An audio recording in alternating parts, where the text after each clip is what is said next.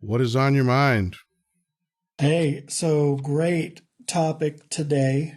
I don't think you're going to ruin anything as much as open people's eyes.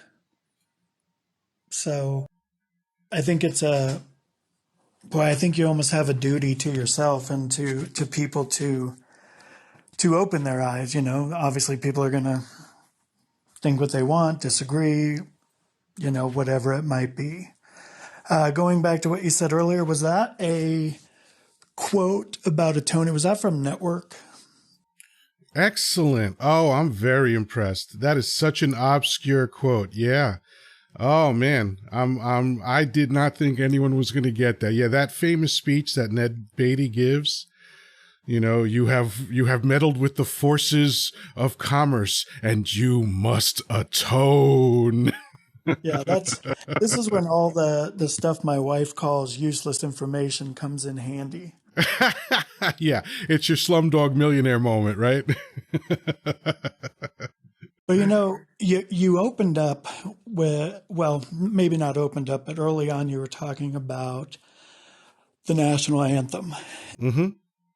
My dad always told me he thought America the Beautiful would be more pertinent, But when you were talking about the national anthem, yeah, I don't think people really realize, what it says because, you were talking, we only sing the first stanza. There's three more. Right. Yeah. And it was actually, God, it was written, I don't know, 1813 maybe. It's during the War of 1812. It was originally called Correct. something like the Defense of Fort McHenry. Correct. And then they changed it. But what boggles my mind is the way it was written and what's included in there. And then you look at how slaves, especially in the South, were basically told by the British that if you could escape and fight against America, then you could get, it's just a big, huge, convoluted mess. Yeah.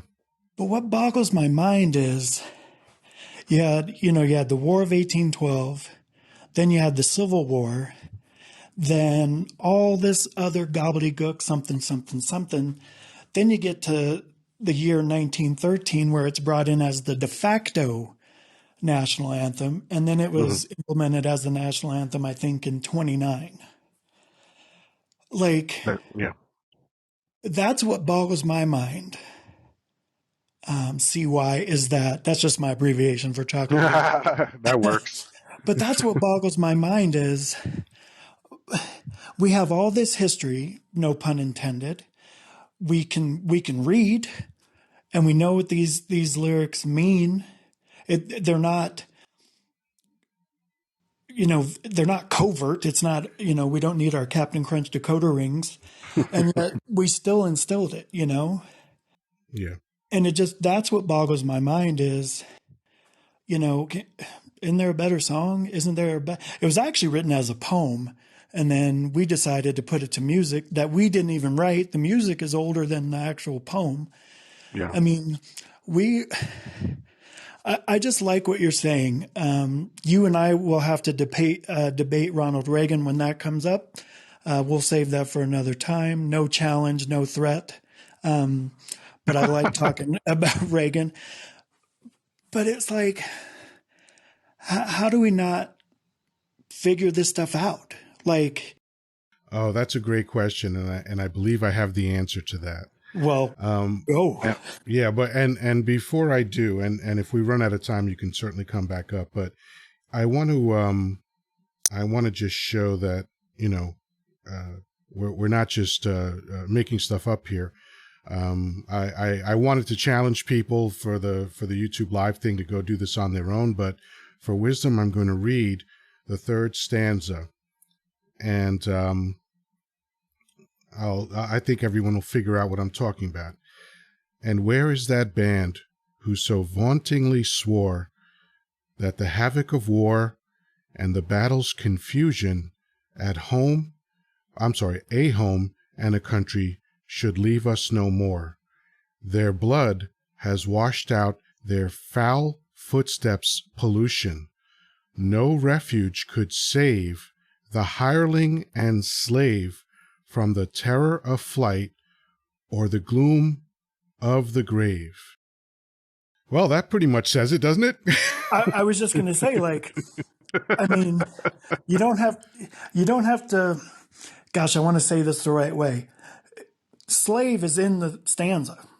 Yeah. Like, that is overt. Like, you don't have to say, you know what, I think this means slave the way he's worded it. No, it says slave. Yeah.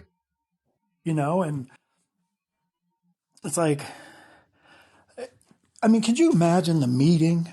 I tell my children all the time, if something sounds wonky to you or weird, you know, just say it out loud. And if you hear it and it sounds weird, then it is, you know? Yeah. Like if I said, you know what, guys, I think we should be allowed to bring lighters and newspapers and cigarettes and cigars onto airplanes.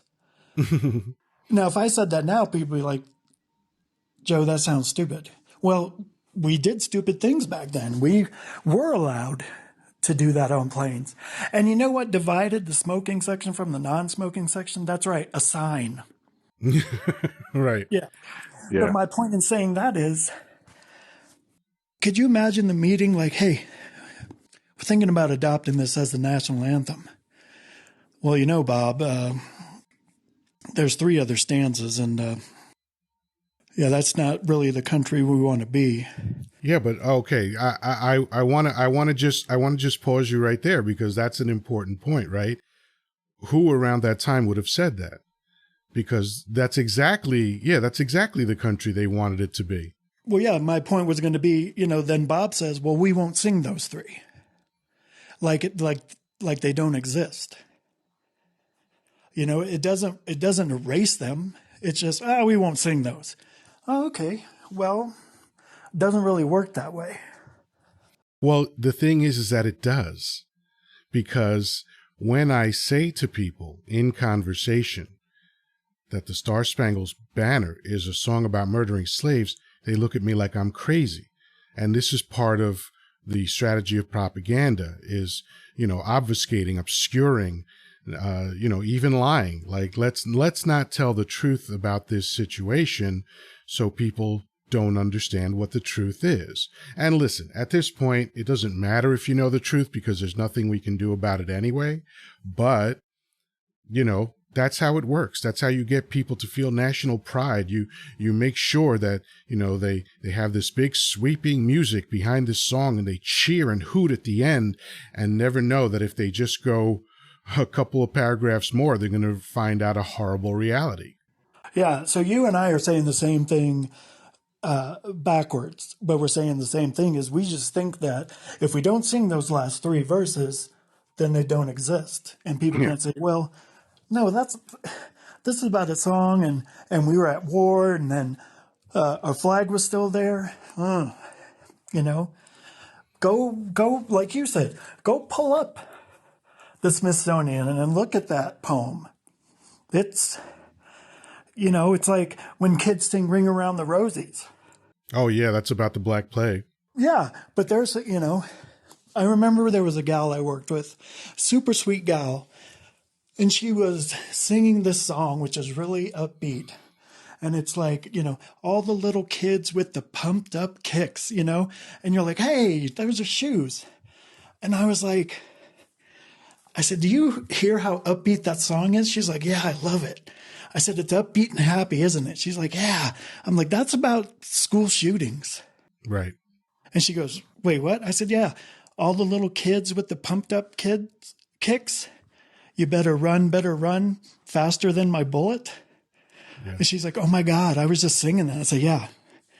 It's, you put it to an upbeat tune or like the national anthem, you put it to this big, you know, huge, you know, orchestra song. And it's like everything else just gets washed away. Yeah. Yeah, I think Third Eye Blind, if I'm remembering, I might not have the band correct, but I think it was Third Eye Blind who did that. They would put upbeat music in the background of very dark lyrics like, wish you would step back from that ledge, my friend. Oh, yeah, that song. Yeah. And that song's actually called Jumper. Yeah. Well, and Van Halen did that too. The chorus, might as well jump, go ahead and jump. David Lee Roth explained that he got that because when he was in New York City one time, there was someone on a roof that was threatening to jump off, and the people on the ground, at least some of them, were yelling, might as well jump, go ahead and jump.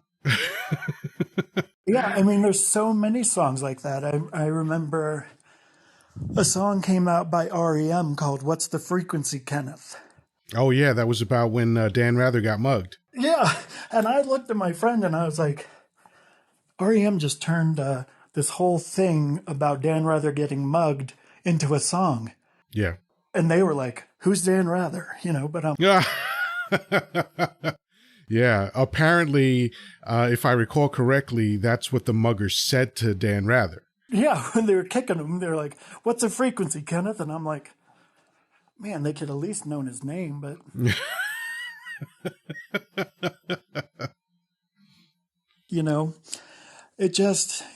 it still just boggles my mind that people don't take a second to just really.